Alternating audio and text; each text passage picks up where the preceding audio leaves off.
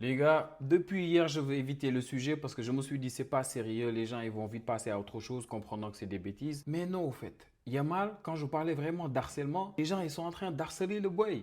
Dites-moi, est-ce que vous vous rappelez du gros scandale qu'il y a eu quand Théo Hernandez il avait invité deux personnes atteintes de nanisme à son anniversaire? Bah non, vous vous en souvenez pas parce qu'il n'y en a pas eu. Pareil même pour Garnacho quand il l'a fait pour son anniversaire. Vous vous en souvenez pas parce qu'il n'y en a pas eu. Les gens n'en ont même pas parlé, ils sont tous passés à autre chose. Je ne suis pas en train de dire par là que puisque des célébrités, des joueurs, tout le monde le fait, Yamal devrait le faire. C'est des choses que de toute façon moi je trouve très bizarres. Mais Yamal, c'est Yamal. J'aurais bien aimé qu'il suive le chemin Messi, mais il a décidé de suivre le chemin Neymar. On n'y peut rien, c'est une question d'éducation, d'environnement et tout le tralala. Mais de là à ouvrir une enquête pour ça, on parle d'une enquête ouverte après la polémique des nez recrutés pour la soirée. Genre, c'est juste une folie. Tu as une des personnes atteintes de nanisme qui était là-bas qui a été obligée de parler. Il dit, nous demandons à pouvoir travailler, nous sommes indépendants et nous faisons tout légalement. Ce qu'ils font en se plaignant, il fait allusion à l'association des personnes atteintes de nanisme parce que c'est eux qui se sont un peu plaints de la soirée.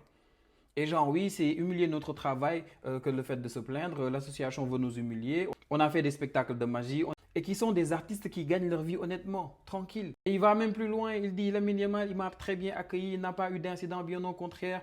On a dansé, distribué des shots, on s'est amusé, on a fait de la magie. On n'est pas des animaux de cirque, on a des limites bien définies. C'est bien qu'il sorte pour en parler, mais il y a une chose bizarre au fait. Les personnes atteintes de nanisme, on les voit partout dans beaucoup d'événements au monde. Partout. Il y a beaucoup de spectacles où on peut voir des personnes atteintes de nanisme. Beaucoup d'événements, des soirées privées, des choses publiques. Et il n'y a jamais eu d'enquête ouverte par rapport à ça.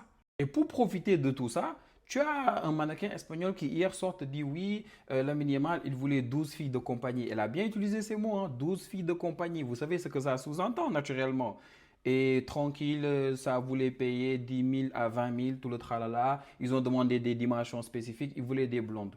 Du coup, depuis hier, mais les gens, ils traitent Yamal de détraqué. Et aujourd'hui, la même fille, bah, elle dit non, vous savez, tout ce que j'ai dit hier, c'était juste présumé. Il n'y a pas eu de preuve, il n'y a rien. Moi, on m'a juste dit, hein, on m'a dit et moi, j'ai rapporté. En aucun moment, j'ai mentionné quelqu'un ou j'ai parlé de quelqu'un en lien avec ces accusations-là. Au fait, moi, je suis juste une informatrice, hein. Là, il fait volte-face. Il dit non, vous savez, finalement, il n'y a eu rien, en fait. C'est une folie. On a vu tellement de joueurs du Barça qui se sont teints en blanc récemment, Lewandowski, Gavi, donc tout le monde se posait la question. Et avec la vidéo qui est sortie sur le compte Instagram de Yamal, j'ai pu comprendre qu'il y avait un thème. Quand il s'est habillé, tous ceux qui étaient en blanc, même il y a une fille qui s'est teint en blanc ici dans les vidéos, tu t'es dit, ok, il y a eu un thème. Mais les gens sont prêts à croire que Lewandowski, par exemple, qui a fait une si longue carrière, va laisser pour l'anniversaire de ses 18 ans un boy comme Yamal venir faire des choses illégales là-bas devant lui et qui va laisser tracer comme ça.